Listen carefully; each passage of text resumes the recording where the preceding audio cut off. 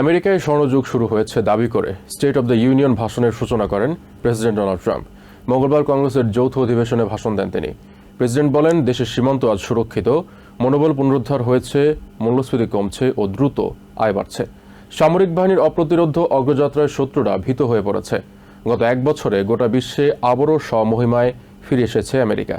5 মাসেরও কম সময়ের মাঝে আমেরিকা স্বাধীনতার গৌরবময় 250তম বার্ষিকী উদযাপন করতে যাচ্ছে উল্লেখ করে ট্রাম্প বলেন, সামরিক সক্ষমতা ও অর্থনৈতিক অর্জনের ক্ষেত্রে দৃষ্টান্ত তৈরি করে যাবে তার প্রশাসন।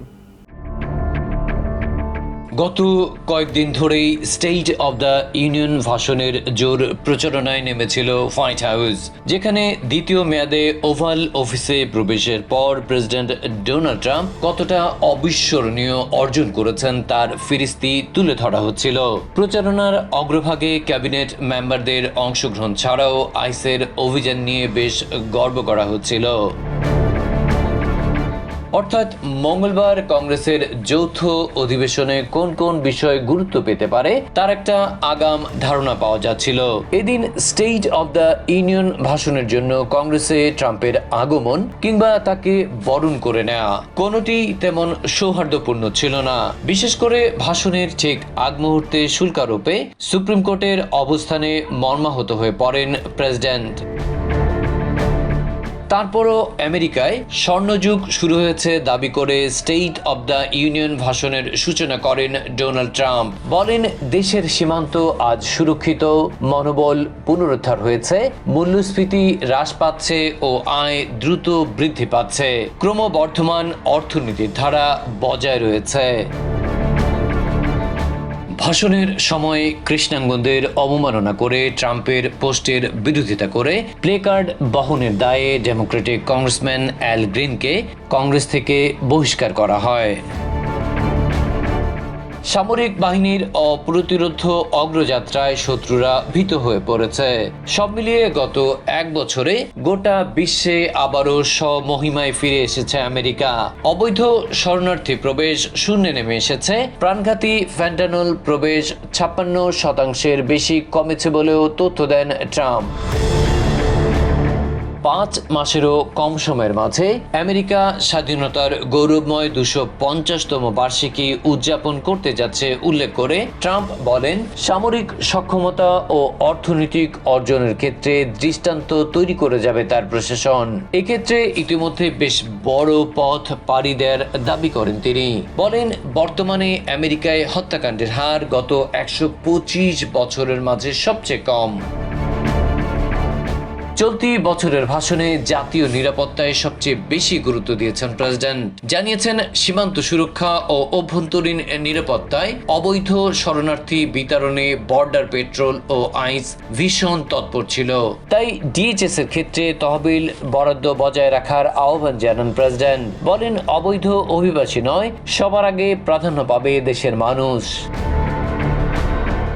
বিশ্বজুড়ে শুল্ক আরোপে অর্থনীতির ন্যায্য হিসাব পাচ্ছিল দেশ দাবি করে এর বিরুদ্ধে সুপ্রিম কোর্টের রায়ে হতাশা জানান প্রেসিডেন্ট। বলেন, দায়িত্ব নিয়ে ভেঙে পড়া অর্থনীতি সচলে কয়েক মাসের মাঝেই মূল্যস্ফীতির লাগাম টেনে ধরেন তিনি। তার প্রত্যাবর্তনে পুঁজিবাজারেও গতি ফিরে এসেছে বলে জোরালোভাবে জানান ট্রাম্প।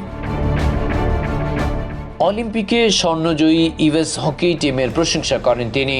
বলেন, 2028 সালে গ্রীষ্মকালীন অলিম্পিক অনুষ্ঠিত হবে আমেরিকার লস অ্যাঞ্জেলেসে।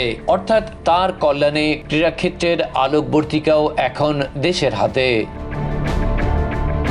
তাছাড়া অতি সম্প্রতি ভেনেজুয়েলা থেকে 80 মিলিয়ন ব্যারেল তেল পাওয়া গেছে বলেও জানান প্রেসিডেন্ট ডোনাল্ড ট্রাম্প। তার ড্রিল বেবি ড্রিল উদ্যোগের সুবাদে প্রাকৃতিক গ্যাস আহরণে আগের যে কোনো সময়ের চেয়ে সর্বোচ্চ বলেও দাবি করেন president.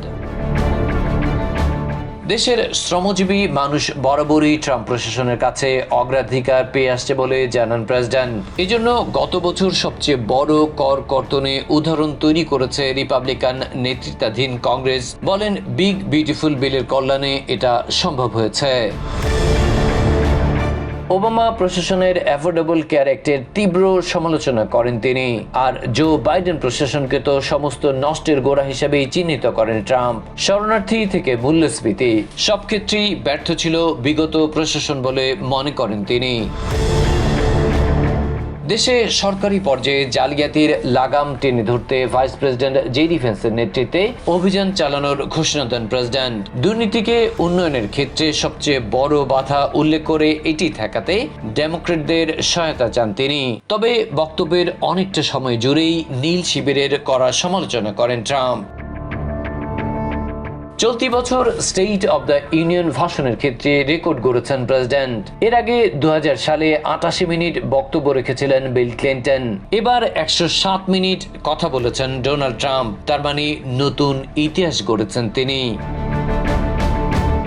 Adib Mohammad, TVN 24 news desk. New York থেকে সম্প্রচারিত টিভিএন 24 টেলিভিশন বিশ্বজুড়ে বাঙালির কণ্ঠস্বর।